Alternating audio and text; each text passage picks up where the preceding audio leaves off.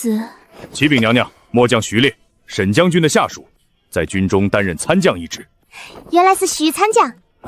这位便是娘娘身边的小瑶姑娘吧？沈将军听闻小瑶姑娘近日有习刀打算，特令我将这本古月刀诀赠予姑娘，待姑娘炼制9重，再赠别的刀谱。多谢徐参将。此书乃将军所赠，我不过是个跑腿的罢了。徐参将，地上这位是军师庄默，特来教导三皇子习文识字的。决定是奉命而来，怎么瞅着像是被绑了的样子？娘娘放心，他是自愿的。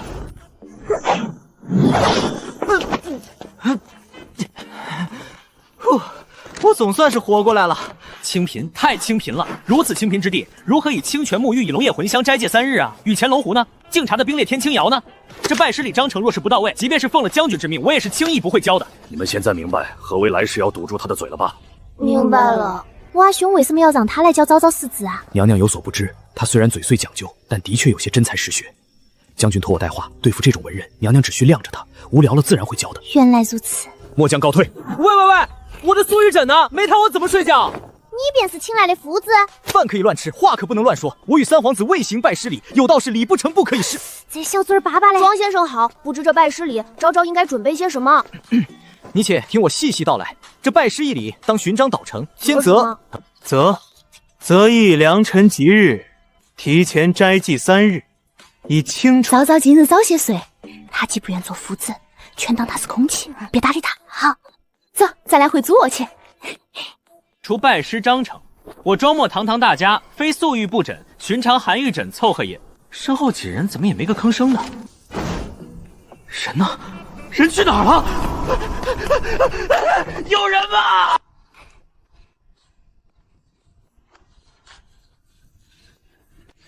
你可知君子待人以礼？沈皇后，你这般避而不见，实非尊师重道之举。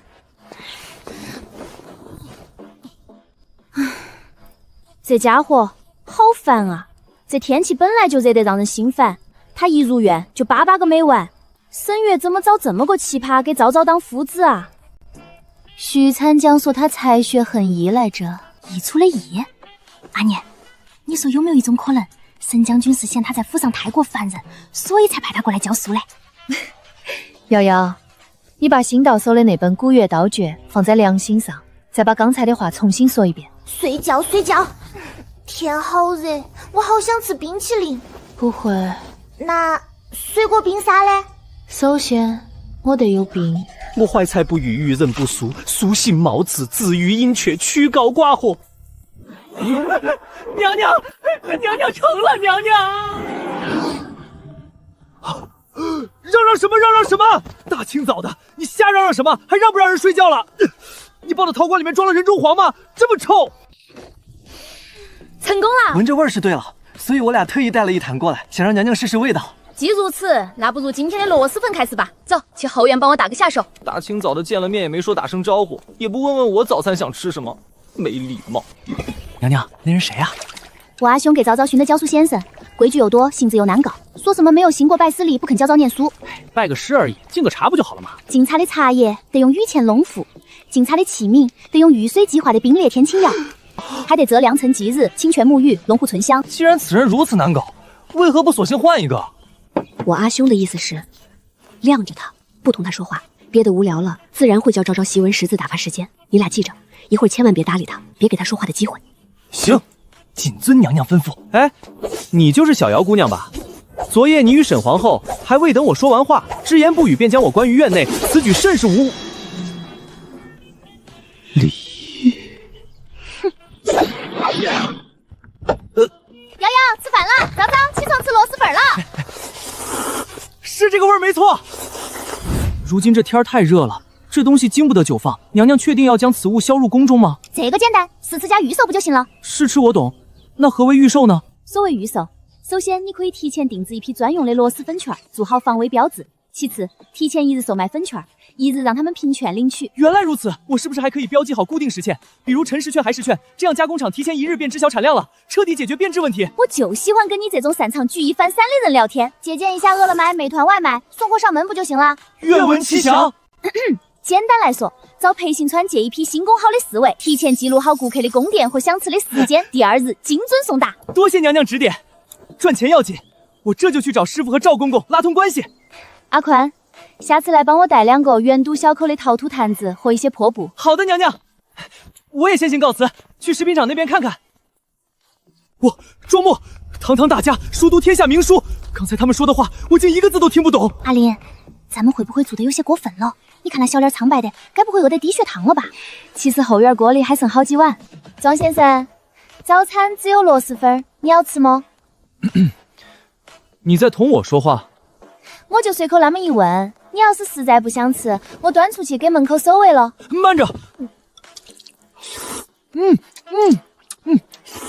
你又要干嘛？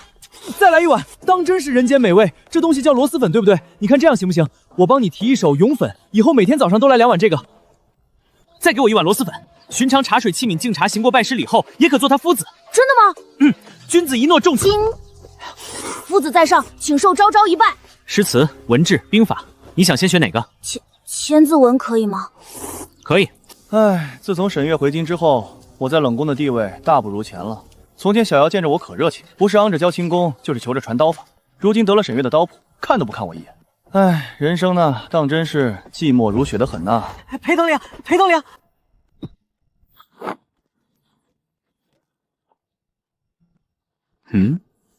阿宽，你来此处作甚？想找裴统领借点人差事差差，不白使，给钱的那种。哦，说来听听。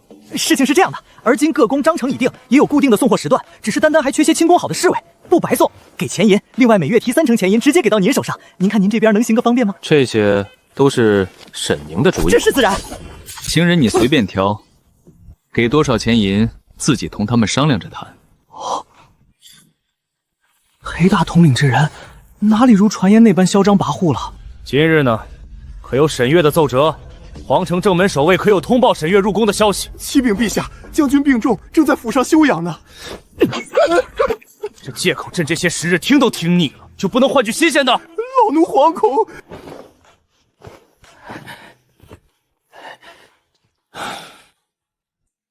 罢了，去后宫看看嫔妃，四处散散心。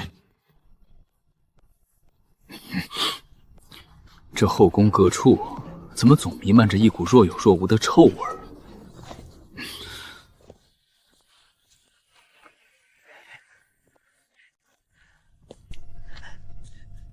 你们这是在作甚？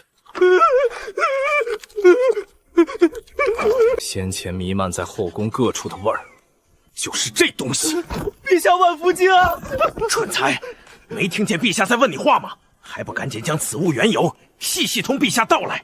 少说一句，仔细你的皮！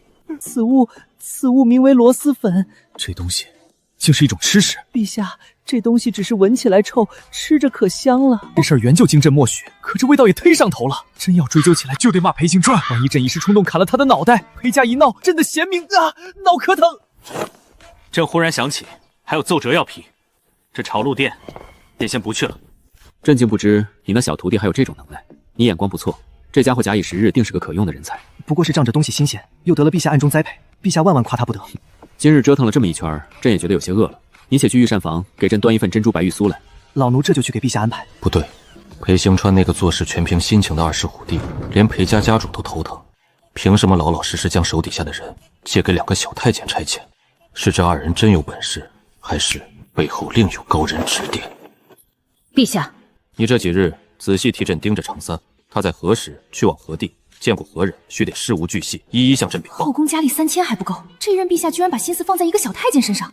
该说不说，这届陛下的心密比起前2任简直离谱多了。是。皇后被打入冷宫这么些时日了，也不知道差个丫鬟来求求情，沈月也不来求朕。如今后宫蠢蠢欲动，朕就算有心想将沈凌挪出来坐镇中宫，也寻不到一个合适的由头。唉，诸事不顺，烦死了。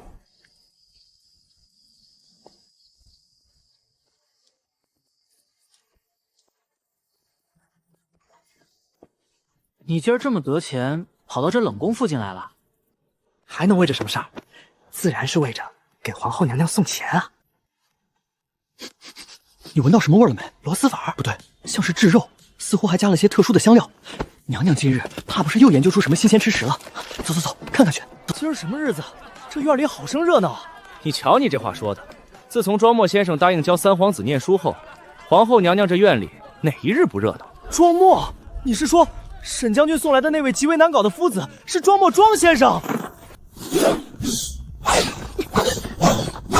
纵是练习，也应拿出生死搏杀的态度，出招要狠，步伐要稳。刚那2招，你重新再练一遍。是。会练古月刀法，了不起啊！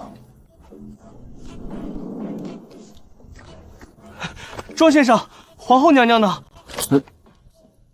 后院。各位，开饭了！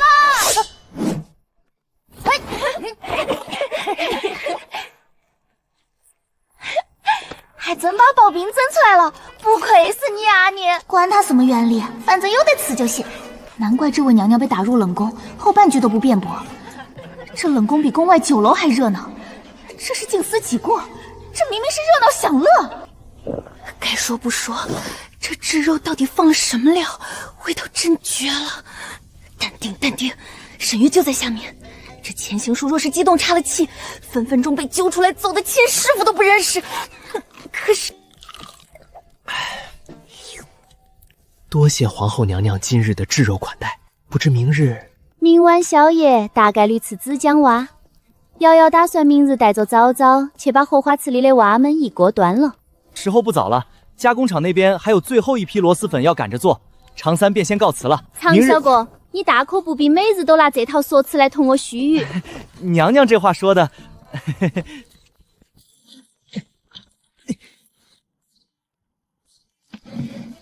娘娘，慢走，你随我来。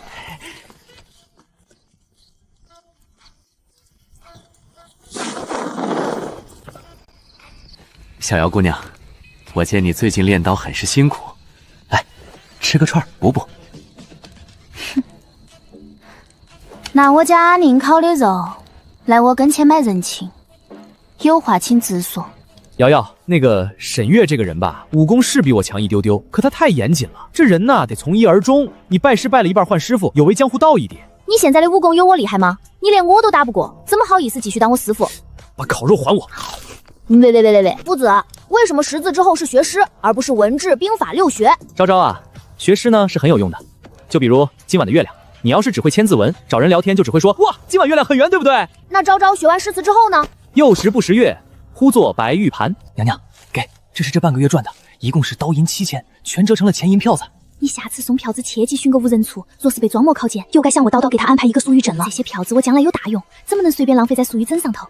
行了，你快去前院吃冰吧，我过会儿就来。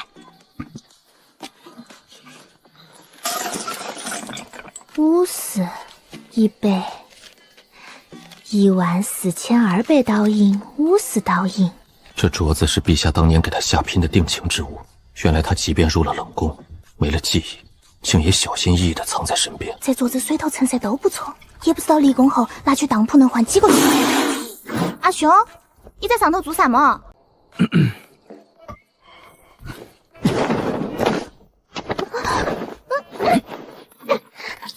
你此前同我说更喜欢冷宫的生活，竟都是骗我的。原来你一早便有了离宫的打算。阿宁，我是你阿兄，这么大的事你为何连我都瞒？阿兄，你听我狡辩啊，不对，阿兄，你听我解释。你说。这事儿原就没打算瞒着阿兄，只是贸然提起，怕吓着阿兄。既想离宫，可有全策？我打算攒够钱，等瑶瑶刀法大成，然后带着瑶瑶和昭昭炸死离宫，从此远走江湖，隐姓埋名。听你这意思，像是要我这位阿兄彻底划清界限。权宜之计罢了。完了，BBQ 了，阿兄生气了，还是不好哄的那种。阿兄，你在生我的气吗？日后有事，不可瞒我。好嘞，以后有事，阿玲一定第一个告诉阿兄。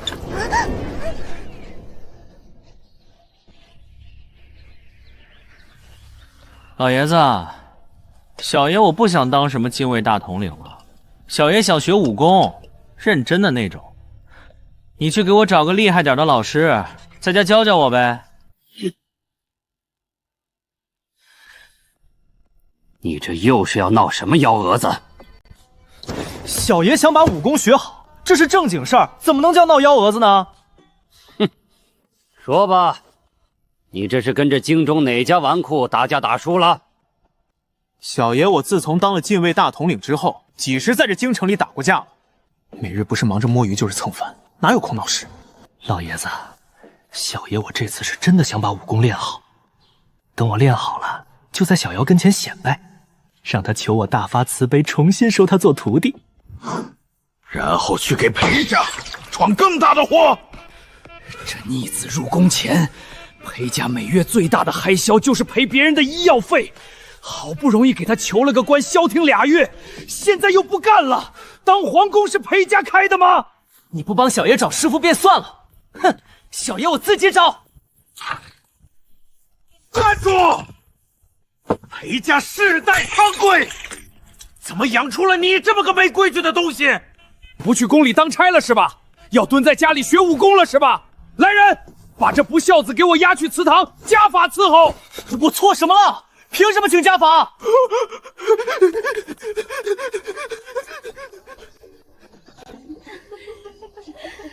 造孽！上辈子造孽，这辈子做女生。为什么嫁衣非得自己绣？买个现成的它不香吗？不嫁人它不香吗？自从川儿入宫当差之后，裴家上下果真是清静了不少。大夫人说的对，要说还是老爷有法子。这大公子当差之后，果真沉稳了许多。照着这个势头发展下去，定能光耀门楣。光耀门楣，我只指着他，别再给我惹祸就好。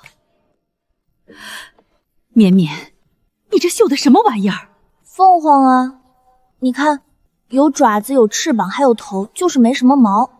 都已经是凤凰了，少2片毛怎么了？尾巴短点怎么了？凑合看呗。你。大夫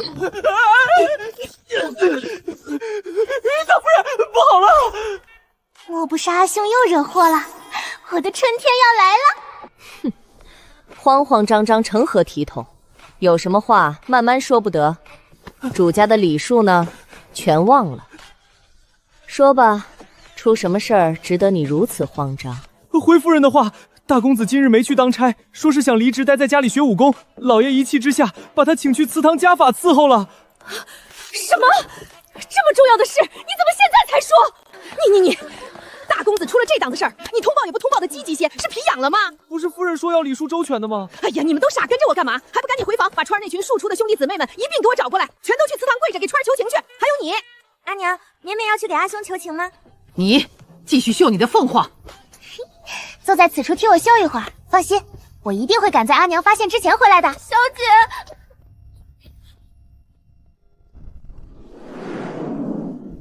你这个逆子，还不赶紧给我滚下来！有本事你上来呀！太老爷，老爷子现在真的是越来越不讲道理了。都傻愣着干嘛？还不赶紧找梯子把这逆子给我弄下来！爷爷啊，你可要给孙儿我评评理呀！我不过是想学好武功，你儿子居然不分青红皂白，直接拿家法揍我！逆子，带你下了屋顶，你看我今日不抽烂你！我就搞不懂了，小爷我不过是想好好学个武功，你至于如此兴师动众吗？既然咱爷俩意见相左，今日不如就当着裴家众人的面，让诸贺列祖列宗们评评理吧。又要干嘛？列祖列宗在上，不孝子孙裴行川从今日起想认真习武。还请祖宗们应允。诸位名字若是朝上，就让老爷子给我请师傅；诸位名字若是朝下，我便自己出门寻师傅。老爷，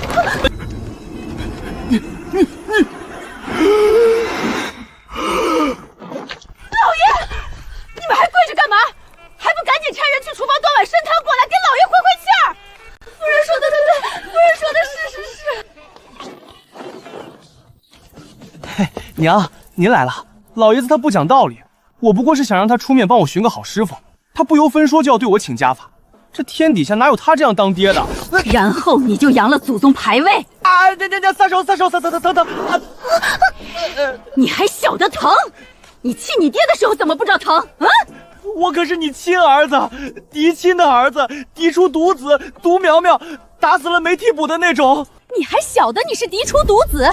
兄妹俩没一个成系的，明儿我就找你姨娘们过荐7、8个子嗣来，我倒要看看你还怎么独苗苗。你骂他就骂他，扯我做什么？我不过是把凤凰绣成了鸡，先祖宗牌位的人又不是我。过继！大夫人，我房中这位孝顺有加，大夫人，我房中这位不敢扬祖宗牌位。滚！娘，耳朵揪掉了，我将来会讨不到媳妇儿的。早晚有一天，你要把你爹和我气死才肯甘心。好端端的，你为何又想学武功了？在外头跟人打架打输了。我真没想跟人打架，我前些日子在宫中当差时收了个徒弟，谁知他没练2月，武功竟在我之上了。现下他习武中途换了个新师傅，儿子有些气不过，所以你就嚷嚷着要你爹给你找个好师傅，把武功学好之后再把场子找回来。娘，行了，只要不是为了打架斗殴，也不算坏事。这事儿交在我身上。不过你今日必须在这跪到深夜，装样子，明日还得去当差。娘，这禁卫大统领1个月挣的钱银还没我零花钱多，为什么一定得去？跪好。好嘞。不管怎么说，这次一定要好好学，到时候让小瑶重新拜回我门下。那逆子呢？在祠堂里跪着呢。家法，我家法呢？行了，你还拿什么枪？就你这把老骨头，跑得能有他快吗？今日我已经差人去宫里告假了，他也答应明日继续去当差。当真？夫妇一体，我骗你作何？如此甚好，甚好啊！川儿此次想学武，并非为了打架斗殴，而是他那个徒弟武功超了他。咱们不如借此机会给他寻个严厉的师傅，说不定还能在德行上约束他一二。哼，夫人以为我该找谁做这逆子的师傅，方能对他管束一二？全京城谁管得住他？老爷可还记得沈月？大将军沈月，他俩可是同辈儿啊！同辈儿怎么了？武功高不就行了？再者，沈将军年轻力壮，不容易被川儿气出个好歹来。夫人此言甚是有理，明日我便下帖去沈府拜访一下沈将军。夫人整日盯着绵绵绣画也怪累眼睛的，过来挨着我躺一躺吧。提起绵绵这绣工，当真是叫我脑壳痛。世上无难事，只要肯放弃，要不然绣嫁衣这事儿还是找个绣娘代劳吧。到底是女儿家，既然刺绣没天赋，不如学个锦琴。你是觉得折磨我的眼睛不够，还想折磨我耳朵吗？实在不行，招个上门女婿吧。急什么？川儿都还没娶亲呢。哼，娶亲？这京城姑娘听了裴行川3个字，哪个不是绕路走？将来若是有谁看得上这逆子，愿意与咱裴家结亲，8成图咱家有钱有眼疾。外卖体系虽然成了，但光送螺蛳粉还是太小打小冒。想做日进斗金的富婆，必须得让这群身价不菲的嫔妃们快乐讨斗。女人哪有不爱美的？制香、点茶、口红、胭脂、蜂蜜手工皂，都得赶紧安排上。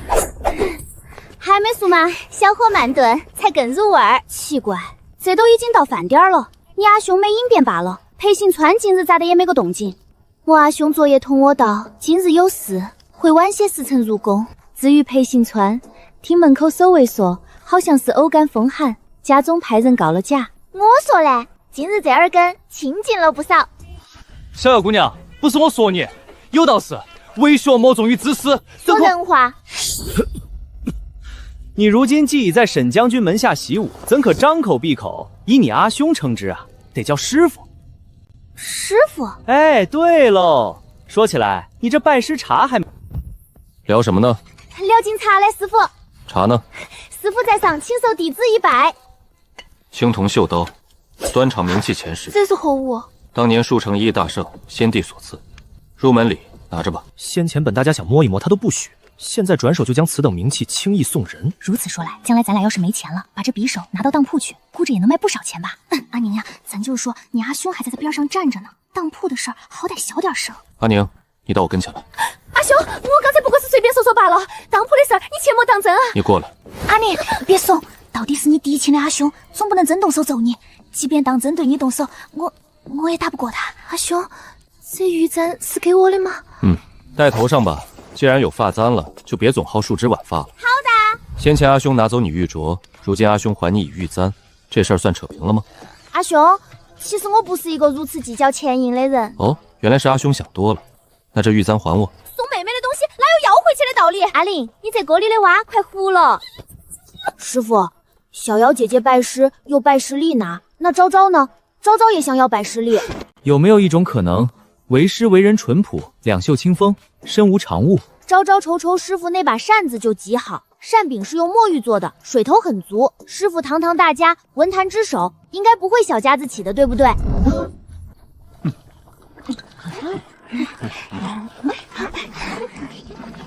哎，今日这院里怎么不见裴大统领啊？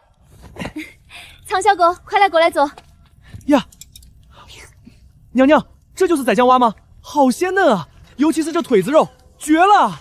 就是有点辣，不过这辣也辣得恰到好处，根本停不下来。不错吧？回头我提一份食谱给你。娘娘的意思是？我仔细想了想，单单用来送60分熟食单一，为长久计咱们得丰富食物多样性，比如冷锅串串、干锅土豆、过桥米线、手撕烤兔、油焖焖兔头、落香鸡爪、炭烤子肉以及脆皮五花肉。长效果意味如何呀？自然是极好的。增加食物的多样性，意味着加大冷宫加工厂那边的工作量。在人手方面，娘娘放心，只要有食谱，人手调配方面不是问题。如此，我回头便将这诸多菜谱一一面写交予你。回头把阿宽寻来，销售方面咱们3好好合计合计。阿宁，苟富贵，勿相忘啊！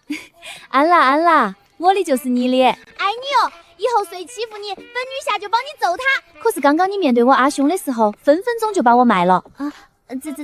这不是因为他是你阿兄嘛？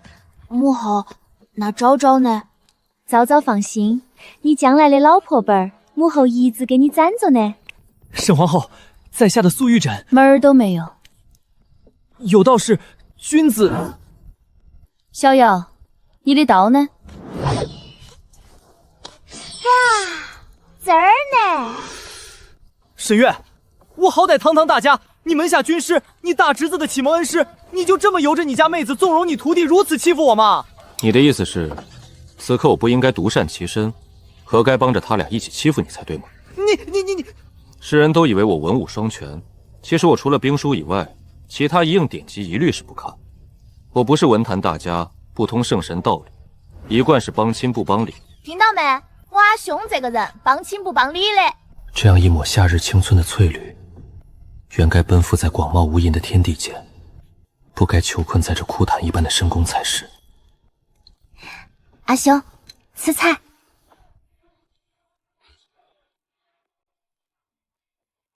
阿兄，你睡着了吗？没呢。你吃着吧。绵绵，今日吃什么？拿着。哟，还带酒来了，不愧是你啊，绵绵。最近被沈凌养的胃口都刁了些，饿了一天，我竟还觉得这肘子索然无味。沈凌，阿兄，是我以为的那个沈凌吗？吗？全京城还能有几个沈凌？阿兄啊，你这回路子有点野啊！居然和当朝皇后私相授受，难怪会把爹气得晕过去，把娘气得揪你耳朵。哎，现在断绝兄妹关系还来不来得及？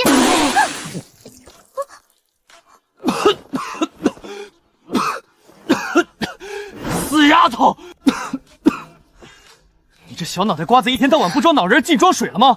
沈凌可是沈月的妹妹，我跟沈凌私相授受这么离谱的事儿，亏你想得出来。哦，也对。沈将军的妹妹，就算真要与人私相授受，多半也是瞧不上阿兄你这样的。绵绵啊，你这话说的就有些有失公允了。你阿兄我虽说品行一般，才学一般，武学一般，但我长得好看啊。像我这样好看的儿郎，全京城多少女子排着队想。像阿兄你这样，全京城的女子若是见了，估摸着都得绕路走吧。再者，沈将军长得比你好看多了，而且他品行端正，才学斐然，武功卓绝。唉，同样有阿兄，为什么我和沈姐姐的境遇相差这么多？滚滚滚，从哪儿来回哪儿去。那你把肘子和酒还我，我马上就走。哎，放下放下，哥哥我都饿了一天了。阿兄这次又是因着什么事儿气得阿爹动家法啦？一提这事儿我就来气，我不就是不想进宫当大统领了，想待在家中好好学武功，然后就被他拿着棍子追着跑。要不是小爷我轻功了得，这会儿早屁股开花趴床上了。你说说，这老爷子真的是帮我请个师傅很难吗？他大概是觉得你又和哪家纨绔打架打输了吧？所以阿兄，你这回当真跟人打架又打输了吗？才没有，这事儿根本就不是你们想的那样。小妖，所以沈姐姐现在当真小朋友就挣3000刀银啦？不止。话说回来，他如今半个月挣多少钱，这是重点吗？重点是我裴行川，我收的徒弟，现在改投沈月门下了。及时止损，弃暗投明，这不挺好的吗？谁暗了？谁暗了？怎么说话呢？我用错词儿了，是弃恶从善。沈月他善个屁！小爷对着祖宗牌位发誓，我这回定要好好习武，将来待到小爷刀法大成之际，一定要把小妖从沈月的门下夺回来。阿兄，你这可真是太孩子气了。从2品的禁卫大统领，说不做就不做，非要为了一个这么可笑的理由嚷嚷着习武，难怪阿爹气到想打你。绵绵，我是你的阿兄，你就不能稍微对我有点信心吗？不说与我同仇敌忾，好歹别长他人志气，灭自家人威风啊！阿兄，他可是沈月哎，你知道全京城有多少姑娘想嫁沈月吗？有多少？有多少讨厌你的，就有多少想嫁他的。你出去！你现在就出去！阿兄，阿兄，绵绵错了。哼哼，知道你哪儿错了吗？绵绵不该在阿兄面前说实话的。像有多少姑娘想嫁沈月，就有多少姑娘讨厌你的这种满京城人尽皆知的老实话。绵绵就不该再让阿兄跟上提。听阿兄聊起这些冷宫里的故事，真是好生羡慕啊！感觉这才是身为一个女孩子应该干的正经事儿，不像我，一天到晚待字闺中，被娘亲和一众姨娘们耳提面命秀山鸡，张口闭口就是聊嫁人，聊嫁人就聊嫁人吧，还总说我这样连凤凰都绣不好的，满京城的儿郎根本无人愿意娶，说的好像我多愿意嫁人似的，烦死了。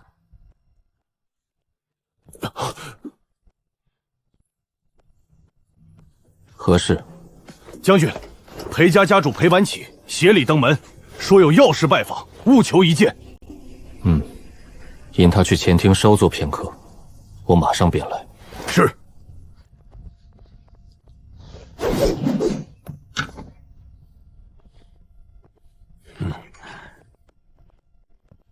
裴公请坐。将军晨练刚刚结束，贵客登门，待他沐浴之后换身衣裳便来。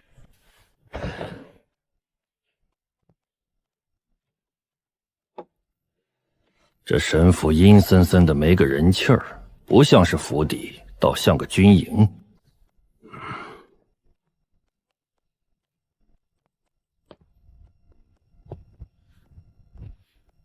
裴公今日一早登门，不知所谓何事？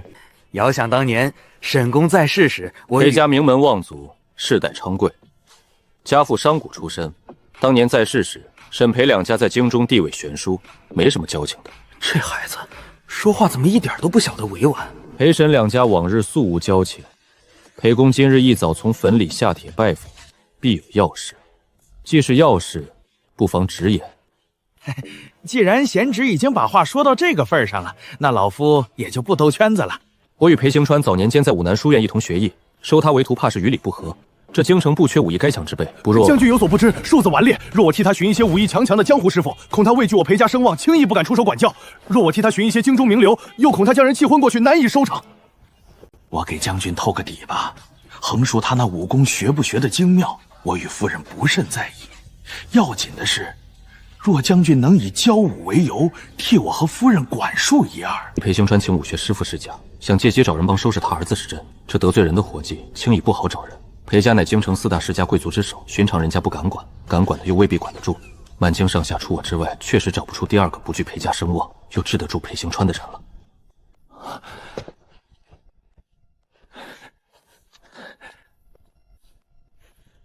此番将军若肯帮忙，我裴家上下定当感激涕零。秋蝉玉，将军祖上从商，不缺财帛；将军手握大军，不缺权重。我与夫人思来想去，唯有拿出裴家秋蝉玉，方显心诚。他在家拆瓦了，比这严重些许；他在家先凉了，比这还严重些许；他在家掀了祖宗牌位。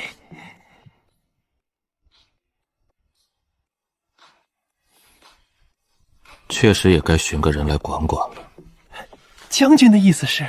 不急，我如今确有一事想请裴公相助。裴公不妨先听听小侄所求何事，再考虑是否要以这秋蝉玉相赠，如何？白嫖不了啊！贤侄坦荡，快请讲。家父幼时遭逢灾年大旱，兄弟姊妹虽多，侥幸活下来的却只有他一个。说出来不怕裴伯父笑话，家父家母死得早，我与阿宁兄妹相依。这将军府看似大权在握，风光无限，实则婚丧嫁娶合离之事，家中连个主持见证的长辈都没有。裴伯父今日若将秋蝉赠与小侄，他日小侄必以秋蝉之诺，邀裴伯父代行长辈之职，替我沈家婚丧嫁娶和离之事做个见证。沈家如今就2人，沈凌已嫁入宫中，沈月寡居至今。他说这话是想请我以长辈身份，在他成婚之日做个见证。我当是什么大事儿？以我裴家在京中的名望，什么样的见证做不得？如此，这事儿就这么定了。明日我便将我家川儿一应吃穿用度送往将军府上，犬子就有劳沈将军多多费心了。只要日后犬儿回家时不缺胳膊少条腿儿，将军想如何管束便如何管束。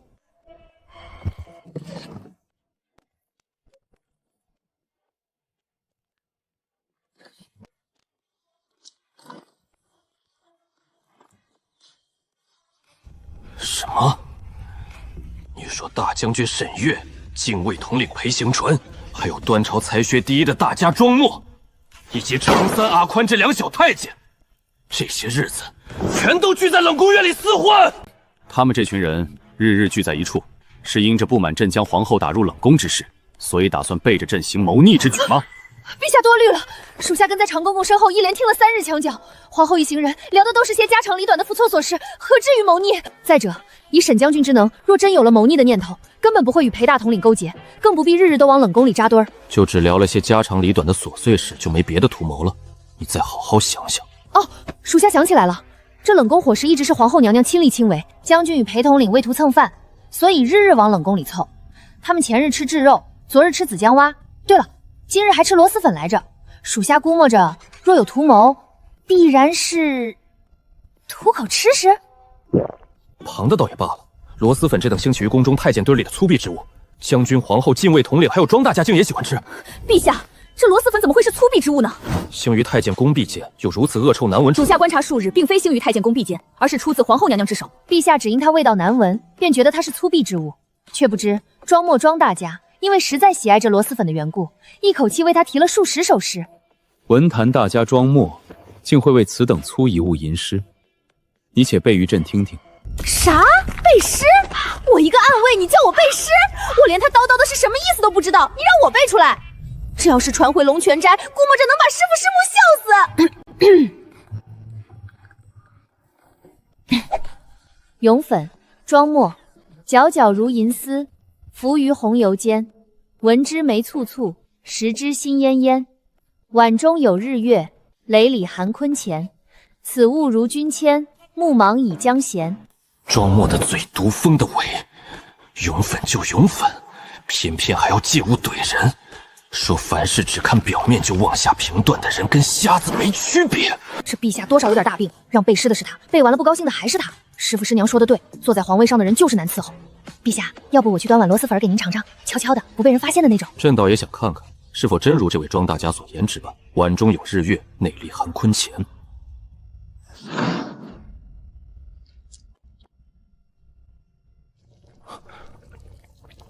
这玩意儿真的可以吃吗？你说你要吃我才去给你买的，花的还是我的钱银，现在粉买回来了又不动筷子了，咋的？盯着它就能盯出啥味儿了？陛下该做粉了。哎，这味道还可以。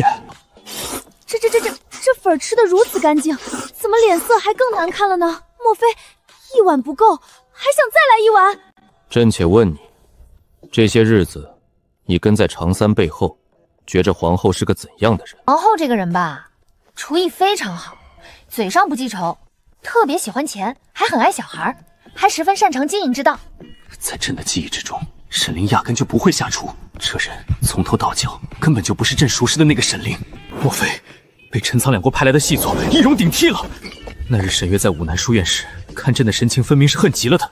沈凌的身上一定是发生了什么朕不知道的事，而这件事才是沈月这些日子称病告假，绝口不火要将皇后连出冷宫的关键。立刻去给朕查，皇后被贬入冷宫前夕，在她的身上是否还发生过什么别的事？除此之外，再给朕查查清楚，那日沈月去武南书院究竟所为何事？是。儿啊，到了你师傅那儿，一定要好好习武，切莫再惹是生非了。只要你进去，咱们家起码能清静了个小半。为父是说你能静心沉淀小半年。老爷子，你为什么不直接将这师傅请入裴府，还要让小爷我亲自去他府上。咱们裴家在这京中是什么身份？居然还要我亲自登门拜访？还有，这一大早的，有马不骑，你非要拉着我一同坐马车，说什么父子俩最后的寒暄，我怎么觉得后脊背发凉呢？上一次有这种凉飕飕的感觉，还是当年在武南书院跟沈月那冰山脸分到同一间房的时候。这你就有所不知了吧？为父这次给你寻的师傅武艺之高，莫说这京城了，便是在全端朝，那也是叫得上号的人物。他既非寻常庸弱之辈，又岂是我动用世家声望、财帛数两便能轻易请到府上去的？此番是咱们家有求于人，自当礼贤下士。你过府之后，规矩听他的，跟在他身边好好学，待你学成。你想收什么样的徒子，收不得。师傅，好，他当真如你所说的这般厉害。你肯认真学武是好事，为父何至于骗你？你可知，为了请动他教你武功，我连裴家的传家宝秋蝉玉都赠给他了。你可千万别辜负为父的一番苦心啊！老爷子，他究竟是何人？居然得用秋蝉玉来请？见了面你就知道了。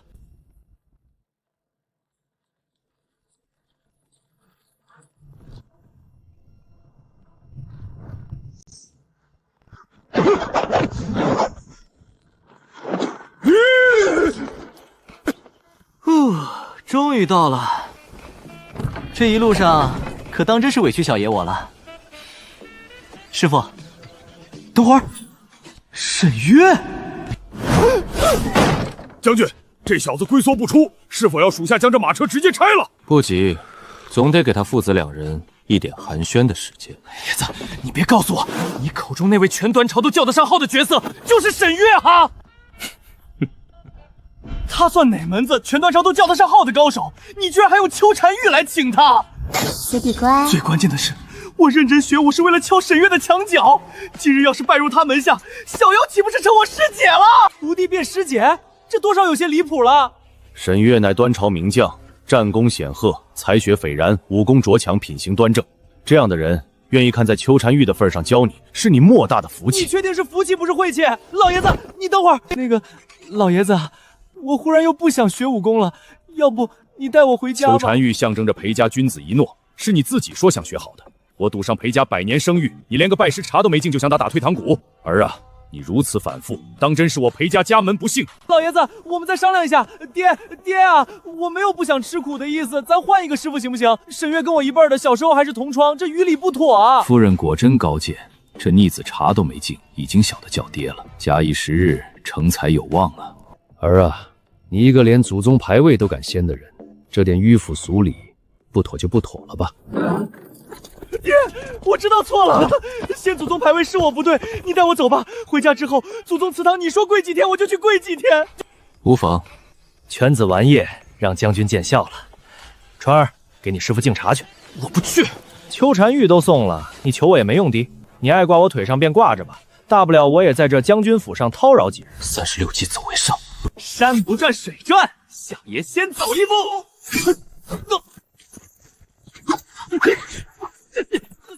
家中还有要事，老夫先行一步。犬子就有劳将军多多费心了。裴公放心。爹，你真不管我了吗？你看看，你还没走呢，他们就欺负我。我可是老裴家的独苗啊，真交到沈月手上，你舍得吗？川儿放心，我已事先同沈将军商议好了，定保你回府之时应命无虞，死康健。至于其他，习武嘛，哪有不吃苦的？将军管束犬子时，其实切记莫要给老夫留面子。饿的如何饿不得？将军想饿几顿便饿几顿，只要别饿死了就行。当真饿的？别打的，老夫要不是跑得没他快，上回掀牌位那次就想把他往嘎里打了。裴公说笑了，裴行川乃裴家嫡子，就算要管束，也不至于真往嘎里打。哎，将军此言差矣，犬子自小挨揍，不仅轻功了得，身子骨也皮实得很。不是老夫妄言，寻常棍棒，犬子压根儿不惧。将军出手，最好是用军棍。军棍如何使得？万一骨头碎了，军棍如何使不得了？骨头打断及时接上不就好了？将军府里又不是没军医。恕在下冒昧问一句，他与裴公当真是亲父子？是亲爹呀，不怕将军笑话。这逆子要不是亲生的，早被我撵出裴府800回了。老爷子，你别丢下我啊！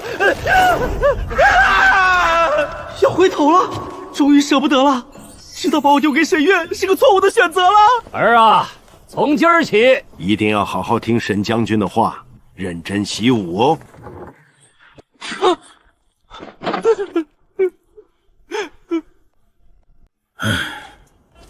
将军，是否要将裴公子拖过来敬茶？拖过来敬茶，注意措辞。什么叫拖过来？而且敬个屁的茶，凭什么要我给沈月这家伙敬茶？哎，等会儿，敬茶不得先松绑啊？松绑了我就泼他一脸茶水，趁乱跑去冷宫求沈凌收留，完美。对，快给小爷松松绑，小爷马上给他敬茶。不必了，直接丢我书房里吧。沈月，你这话什么意思？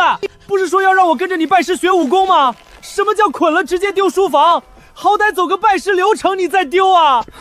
你该不会真以为裴公将你送到我府上，真的是为了让你拜师学艺，好好学武功吧？那不然是为了什么？为了给我找不痛快吗？别以为我不知道，你打算趁着敬茶的时候逃，落在我的手上，你以为当真逃得掉吗？沈月，你大爷的，赶紧给小爷我松开！沈月，你不要掉这！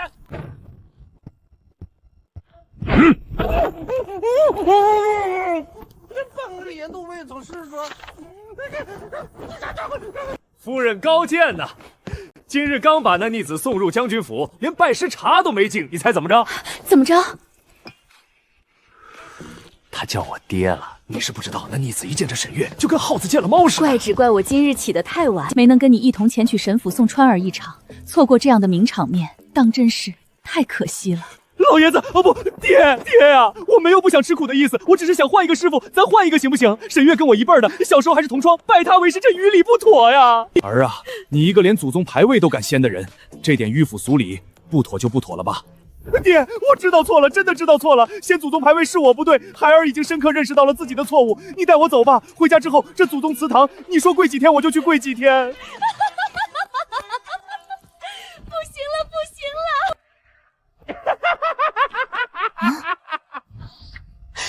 小姐，你没事吧？我没事，这些天早就被扎习惯了。爹爹到底给阿哥找了个什么样的师傅，能把娘亲高兴成这样？奴婢今早听后院说，老爷把大公子送去沈将军的沈府了，而且收拾了10几箱细软，想必大公子有一段时日不会回裴府了。妈妈，我完了！小姐怎么了？难道4县又打劫了？阿兄去了沈将军府上，那娘亲岂不是日日都能得空，全天候守着我绣山鸡？为什么同样是一个爹娘生的，他就能去沈府吃香喝辣，由将军亲自教导，而我却只能困在这屋里绣山鸡？小姐，那是凤凰。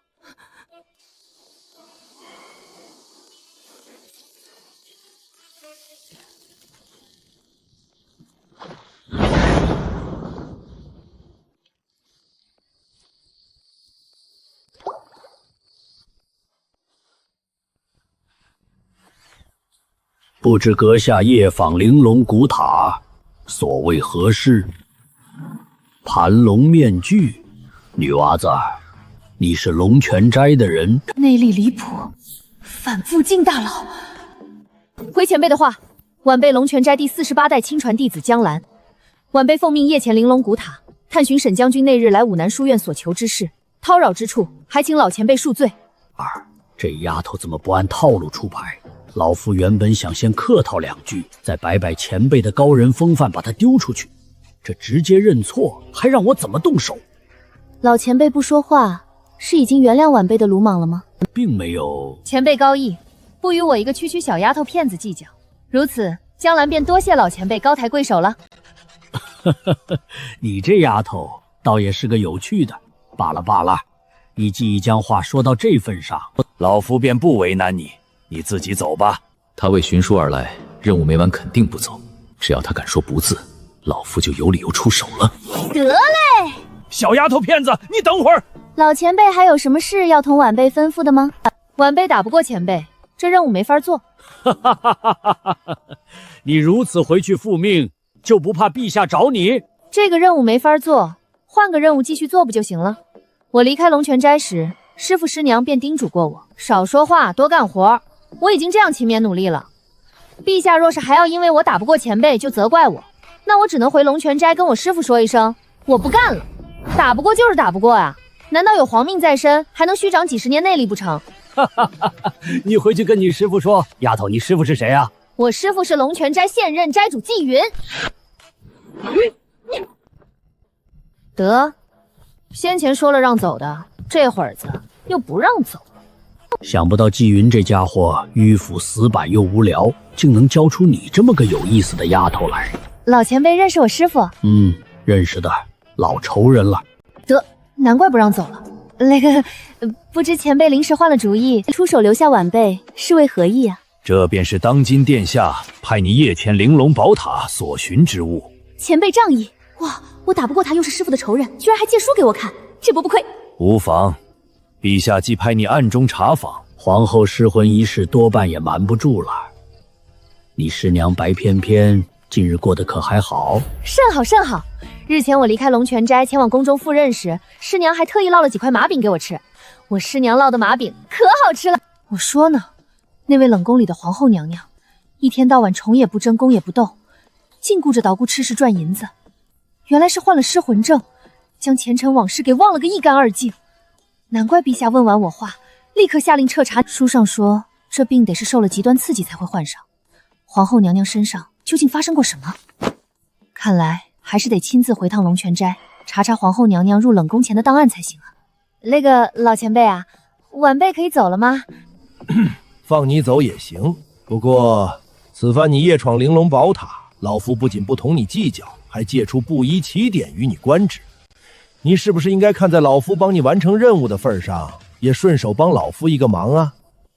前辈请讲。帮老夫把这个赠与你师娘，你将此簪赠她，同她道见簪如见吾。时隔多年，当年之事再论对错，终是无益。此番前尘种种，也该翻篇了。老夫近日时常想念当年他做的马饼，若是得空，记得带些来这湖心岛上看看我吧。不会吧，不会吧，这老前辈年岁看上去比师娘大了整整2轮，不会是师娘当年的情郎吧？前辈认识我师娘，不知前辈与我家师娘是何关系？难道还要老夫亲口承认自己后悔当年之事，现在正想方设法用这簪子求翩翩原谅？不行，太丢份了。哼，岂止是认识？哼，我与她，自她嫁给你师傅那日起，我便同她再没什么关系了。他居然想借我手挖我师傅墙角，不行，我可是师傅的亲徒弟。前辈，师娘自从嫁给师傅之后，与师傅感情极好，都这么多年了。纪云那厮，这些年若对你师娘不好，我早上龙泉斋收拾他，并把翩翩接回这武南书馆里来了。你且悄悄将这金簪送给你师娘便是，至于你师傅，千万别让他知道。晚辈告辞。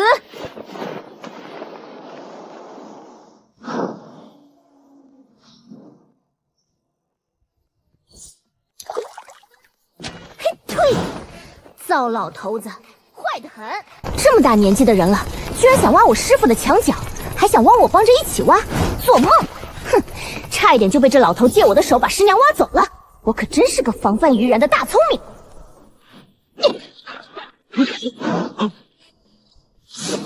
小兰回来了，师娘。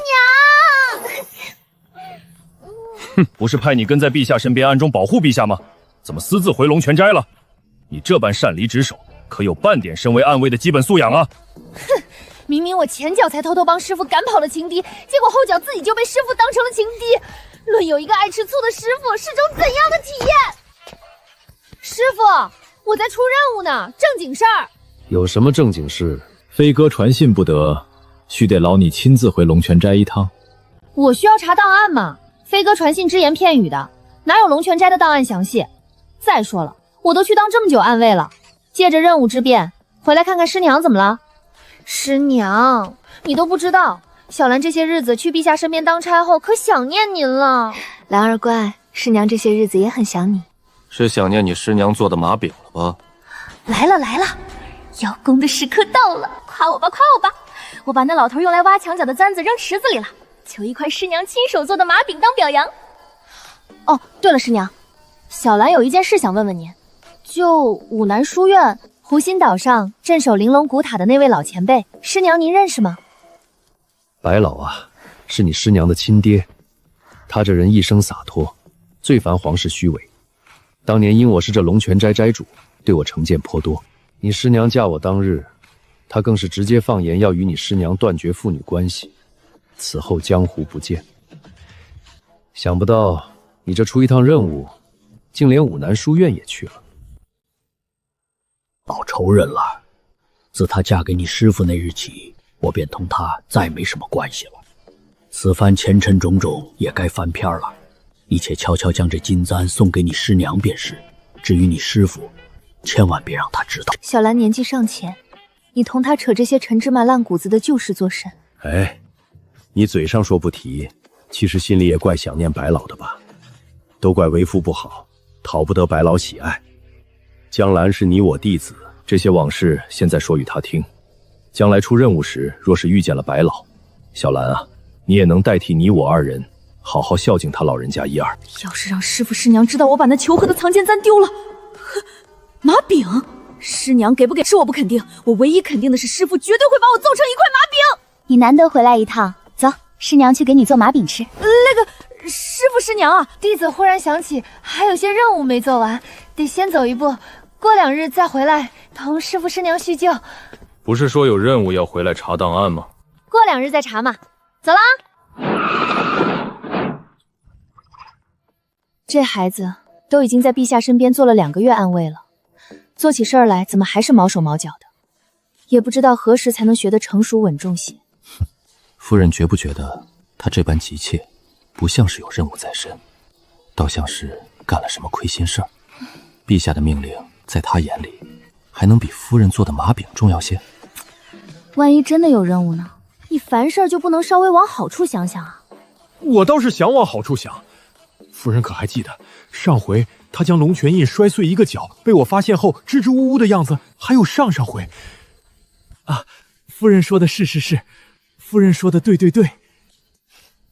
我还什么都没说呢。啊，夫人想的是，夫人想的对。有道是，日前扔簪时候的姿势有多潇洒，而今捞簪时候的姿势就有多狼狈。这月亮长得可当真像极了师娘做的麻饼啊！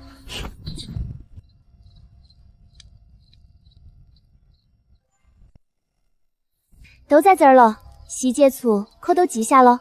回娘娘的话都记下了，可都回族了。得照着笔记上头的提示，自己亲自做一遍，尝过味道才知道会不会。毕竟纸上得来终觉浅，觉知此事要躬行嘛。也行，做事遇到不懂的，只管来院里找我。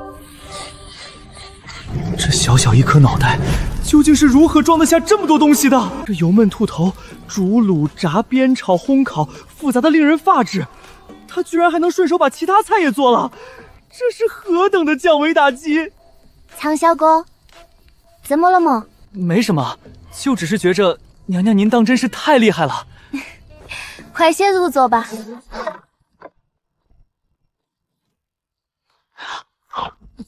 师傅啊，昭昭什么时候可以不用学诗了呀？昭昭想学六爻，想学天工开物。娘娘这兔头做的麻辣鲜香，味道很是不错。明日一早，你便提一首《咏兔头》吧。若是对战工整，寓意深刻，为师便可以考虑教你些别的。虽然，但是师傅，您觉不觉得您这题出的多少有些刁钻了呀？刁钻？哪里刁钻了？我庄墨堂堂大家，嘬一碗螺蛳粉，随口就能吟出数十首咏粉。你作为我的弟子，若是连个兔头都不会咏，传出去多叫人笑话。知道你年纪小不爱吟诗，今日随你啃多少个兔头，只需明日一早吟出一首，便算及格。昭昭，为师这课业已经布置得很合理了。平仄不难，但这玩意儿到底怎么咏才能寓意深刻啊？这次菜品增加，配送保温的食盒得改分层。宣传班我也想好词了，就拿着脆皮五花肉做主打。该说不说，得亏是跟闺蜜一起传过来的。阿兄，你这是遇到什么难事儿了吗？为他铺路平事。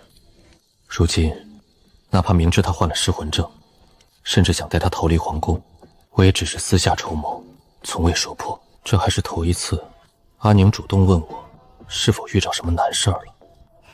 阿兄若是遇着难事儿了，不妨同阿宁说说看，即便最后不能帮阿兄解决些什么，多一个人分享，烦恼总归会少上许多。原也不是什么不能说的机密，既然阿玲问了，若再沉默，怕是又要生分了。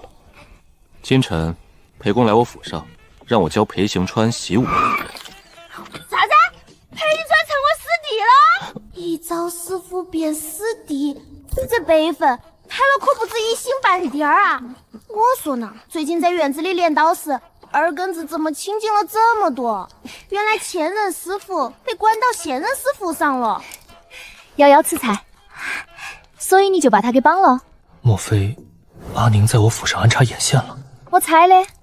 裴行川这个人轻易从不错过任何饭点，如今有些许时日没来我这院里蹭饭了，加上他此前对你提点瑶瑶习武之事成见颇多，而今若是成了瑶瑶的师弟，估摸为什么会觉得我将他绑了，而不是将他关起来了？一是裴行川积善轻功，轻易关不住；二嘛，阿兄可还记得庄先生初入冷宫时的模样？这话说的好像我很喜欢捆人似的。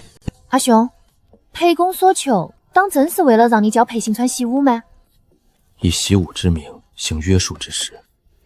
他前2日在家中闹着要好好习武，让裴公请师傅。因这先前在京中打架闹事，父子2人起了争执，他将家中牌位掀了。这，一言不合先排位。裴行轩在我面前路子怎么没这么野？等会儿他自己闹着要习武，然后被送到沈月府上后，宁愿捆着也不学。瑶瑶啊，跟你商量个事儿呗。如今裴行川拜入我阿兄门下，若是让他插个队做你师兄，你可愿意？我都会啊。阿兄，我或许有办法让裴行川听你的话了。如此，这般。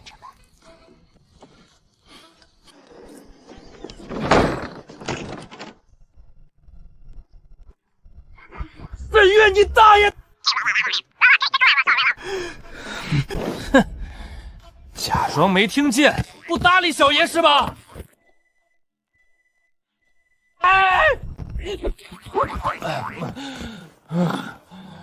小爷骂累了，给口茶喝。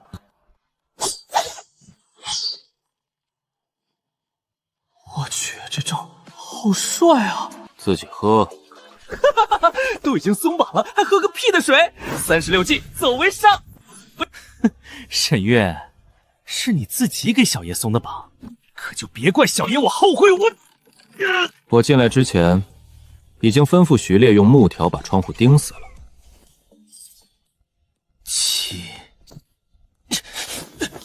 门也落了锁，明日一早才开。姓沈的，放我出去！小爷要出宫。柜里有痰盂。沈月，你有病吧？在书房里放痰盂啊！气死小爷了！所以你还要出宫吗？不出了，烦死了！什么时候吃沈月给的东西，跟认输有什么区别？不行，小爷的骨气不能丢。沈月，你别做梦了。就算你拿着你家妹子做的吃食来求我，小爷也是不会当你徒弟的。裴兄误会了，这是我家阿宁给我准备的宵夜。再有便是秋蝉玉已收，只要将你留在府上便可。至于这武功你学不学，对我而言没什么区别。哦，不学最好，倒替我省事。以你顽石般的资质和那半点苦也吃不得的公子哥性子，我原是懒得教的。沈月，你把秋蝉玉还我！所谓君子一诺值千金，裴家的秋蝉玉送出去便没有再要回的道理。可惜啊，可惜。沈月，不让左右不给饭吃，你到底什么意思？今日在冷宫后院吃饭时，我将裴公把你送到我府上学武之事，告诉给了阿宁、小瑶听。阿宁听后与小瑶商议，你虚长小瑶几岁，若与他一同拜入我门下，便不再张口闭口叫你姓裴的，何该尊敬些，称你一声师兄。裴师兄好。师兄，就算入门晚，我辈分还是比他大，爽。那小瑶姑娘怎么说？小瑶姑娘的原话是：哼，就她那蹩脚的三脚猫功夫，也配让我叫师兄？什么叫做三脚猫功夫？我功夫怎么蹩脚了？一开始我的武功可比他厉害多了。阿宁也是这么劝小瑶的，不过，小瑶姑娘又说，裴行川那家伙也就刚开始比我稍微厉害了一丢丢，这才几个月的功夫，刀剑对决，轻易能打得过我吗？小瑶姑娘说了，江湖是江湖了，若想让她叫你一声师兄，除非你能在刀剑对决上胜得过她才行。我听了此言，同小瑶道：其实裴行川若想胜你，倒也不难。你这本古月刀诀虽是厉害，却也藏着一个弱点。什么弱点？这古月刀诀讲究的是一个势字，一招一式，气势如虹。若是与他短兵相战，寻常刀法也好，剑法也罢，学艺不精的话，轻易便容易被他压着打。然而什么？你又不是我弟子，我凭什么告诉你赢过小瑶的方法？我这个人一贯是帮亲不帮理的。而今小瑶是我门中弟子，你嘛，我不帮着他欺负你，便已经很顾着当年同庄的情谊了。阿兄，说完这话，裴大哥心里必定会有一番天人交战。届时你只管吃你的菜，喝你的酒，除非他主动搭理你，否则轻易别开口。想要打败徐瑶，成为师兄，找回面子，就得拜沈月为师。好烦！可若不拜他为师，秋蝉玉白送了不说，还会一直被徐瑶嘲笑武功差啊！好烦！早知道这场戏演得这么成，先前在冷宫的时候，我便不该吃太多的。是不是只要我拜你为师，就能轻易打败小瑶姑娘，成为她的师兄了？阿兄，这时候你便可以借着与小瑶对比的功夫，将规矩给他立下来。不一定，师傅领进门，修行在个人。小瑶姑娘习武时日虽短，但先天资质甚高，后天勤奋刻苦，加上又听话，一招一式，我让练几遍，她便练几遍，既不顶嘴，也不问缘由，成为一流高手，不过是时日问题。至于你嘛，天赋如何，我就不做评判了。单说这勤奋刻苦，你就差他一大截儿，心思杂，年少气盛，练不对我罚你，你要么顶嘴，要么撩挑子，如此半点苦也吃不得的性物，如何能胜过他？为了赢过小瑶，从今儿起，沈月说什么就是什么，小爷绝不回嘴，也不撂挑子。你就说你教不教？你爹把秋蝉玉都给了我，你若想学，我自然是教的。你若拜我为师，便与小瑶都是我门中弟子。习武方面，我自当一视同仁。将来若有朝一日，你在武学上的造诣胜过了他，成了他的师兄，那是你凭努力换来的，与我无关。对，没错，就该拜沈月为师。将来我打败他，才显得全是我自己的能耐。那茶，快跟小爷说说看，那套能打败古月刀诀的功夫是什么？那你先前不是说不让小爷吃的吗？之前是之前，现在是现在，你就说你吃不吃吧。吃的。银蛇飞刀术，需要近身几近无敌。你若学同样刀法，想赢他不简单。若学会银蛇飞刀术，佐以你的轻功，偶尔出其不意，赢他或许并非全无希望。裴大哥性子跳脱，这武功上不妨教他帅的，只要姿势够帅，他一定会很努力的。啥时候学啊？不急，你先吃饭，吃完好好睡上一觉。从明日起，你白天常在宫中巡守，入夜在阿宁院里与小瑶一同习武。我如何教小瑶，便如何教你。秃头，到底该怎么用才能寓意深刻啊？不行了，救命！我真的很难想象沈将军那样如高龄之化的人，有朝一日居然会一本正经的富有人，他是怎么做到不笑出声的？阿宁，你也太神了！说吧，想我怎么配合你们？只要他学月所成，想在你面前得瑟，你就提着长刀追着揍他，揍完之后摆出这副姿势，朝他黑腿一口。想当我师兄，你还差得远呢。在台词上，你完全可以根据，若是打不过我，我便绝不会做你师妹这个人设自由发挥。至于演技，拿出咱们刚穿越那会儿，你伪装成正经宫迷的那套顶级水准。你说裴行川日后若是知道，其实我从开始就已把师兄的位置让给他了，他会不会拿着刀追在我身后扎？日后的事，日后再说呗。反正按照我现在的敛财速度，咱们在这宫里的日子也待不长久。我琢磨好了，眼下天太热，马车没空调，跟是整娜娜似的，不宜跑路。等再过半个月，立秋下雨，温度一降，我马上带着你和昭昭死遁。就算跑得不及时，退一万步说，我还有姐妹你呀。他如果敢刀我，我就让我姐妹刀他。啊，对，是，他如果敢拿着飞刀砸你，我就拿着50银砍他。话说，院外的灯怎么还亮着？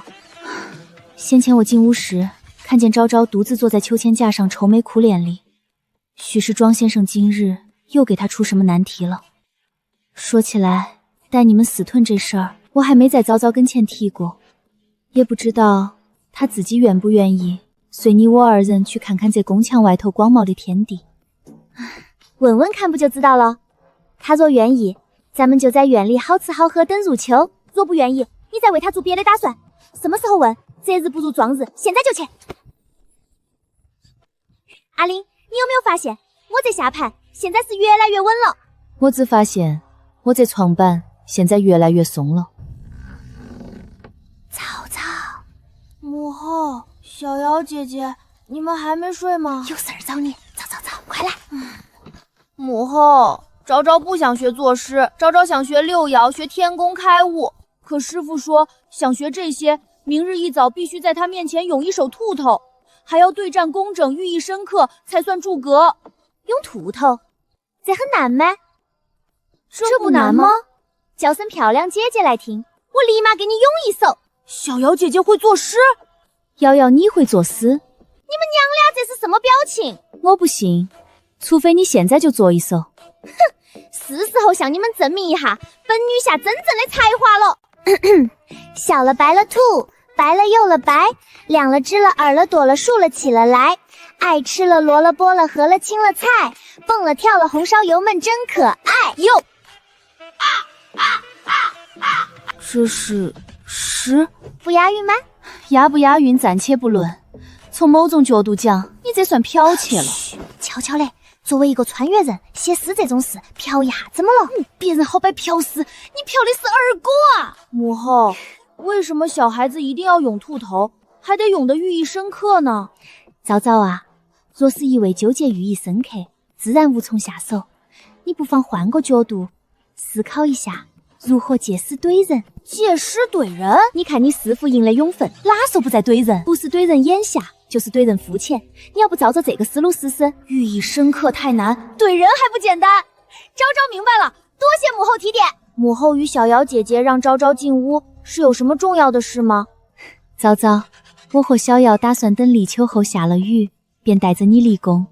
想问问你，想跟母后一起去这宫墙外面的世界看看吗？母后，你立宫时会带着昭昭一起的，对吗？只要昭昭愿意，母后走哪儿都带着你。母后，昭昭爱你哦。轻点，压着头发了。我嘞，也爱你哦，小瑶姐姐。快松手，我脚麻了。庄先生，我可以了，睡了一宿，可有思路了。这兔头涌出来了吗？为师准备好了，你涌吧。远看如木炭，出于土窑间，骨多肉又少，与君均以谦。君叹我家贫，我笑君志浅。此物取繁复，寡见才相嫌。这诗当真是你做的？真的是我做的。你当着为师的面再咏一首，不用兔头了，咏一首50银吧，做首七言绝句。千锤万造炉中铁，寒光烁烁刀锋绝。古月一世如龙啸，斩却白鹅落雨斜。小瑶经常用那刀杀鹅，借物喻人。师傅不觉得裴大统领每次惹毛小瑶姐姐，在这院里被50银追着砍，施展轻功躲来躲去的样子，很像一只到处扑腾的大白鹅吗？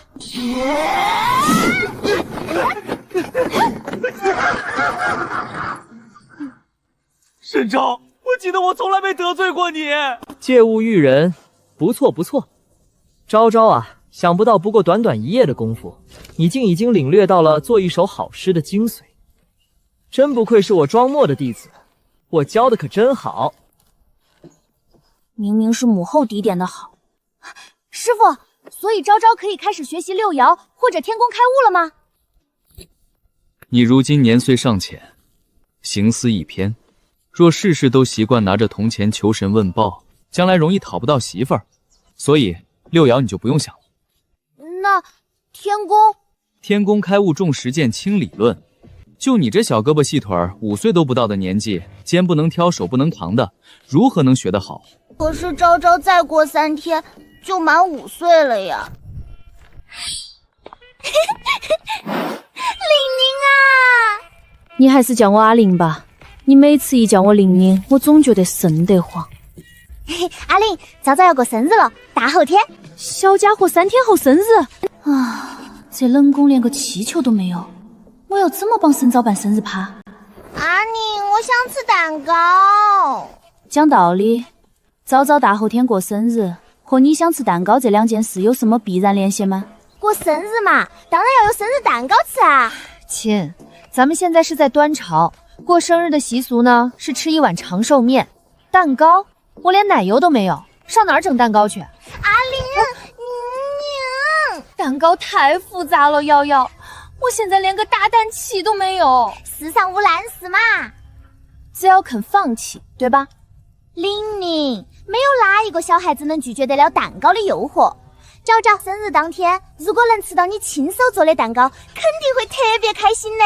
所以你以为你现在还是个小孩子吗？我觉得他大概率没有你开心。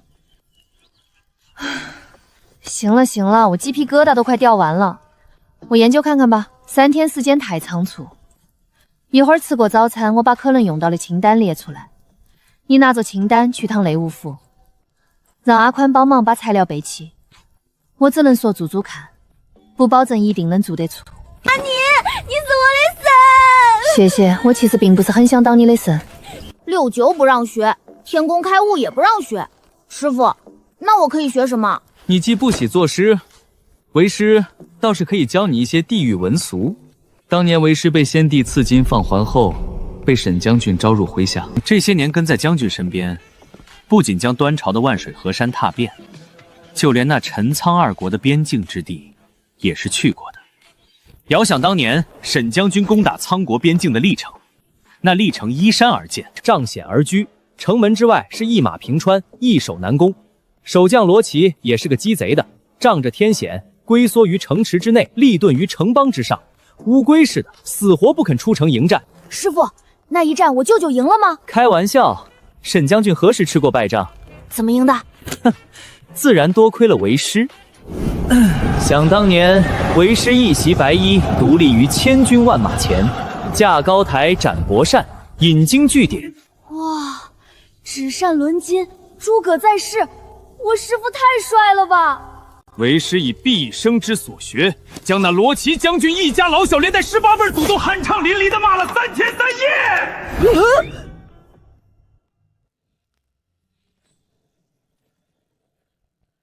你可知，那罗琦将军最后实在不堪辱骂，愣是提着长枪率军而出，大开城门迎战不说，还骂骂咧咧的放言。他说什么了？今儿个就是这块地方不要，我也给你脑子削冒泡。今天我不把你裤衩子打飞，我都算你没穿。然后呢？你裤衩子被打飞了没？想打飞为师的裤衩子？真当沈将军是吃素的吗？那一战，沈将军手握长刀，一马当先，在敌军堆里冲锋陷阵，一路下来，手起刀落，一刀一个。砍至罗琦将军跟前时，长刀已成了血刀。英勇如沈将军，浑身遇了别人的血，却愣是连眼睛都不带眨一下的。舅舅他眼睛不酸吗？这不是重点。那重点是什么？重点是那一役，沈将军大破历城，为师军功至伟呢。我明白了，当年连洗礼跟前都能被赐金放还的奇葩，为什么愣是给他招入麾下成了军师？在阵前骂人18代祖宗，把对方主将气得大开城门出来送死。不过嘛，这地狱文俗的课程虽说精彩有趣，但你又没机会离宫，于你而言，这些东西学了好像也没什么大用。不如我教你文治吧。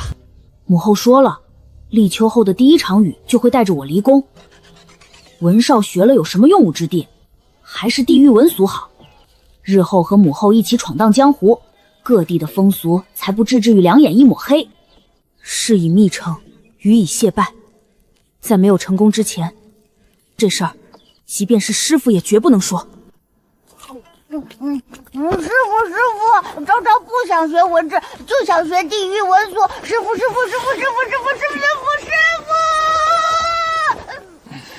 好，行，教。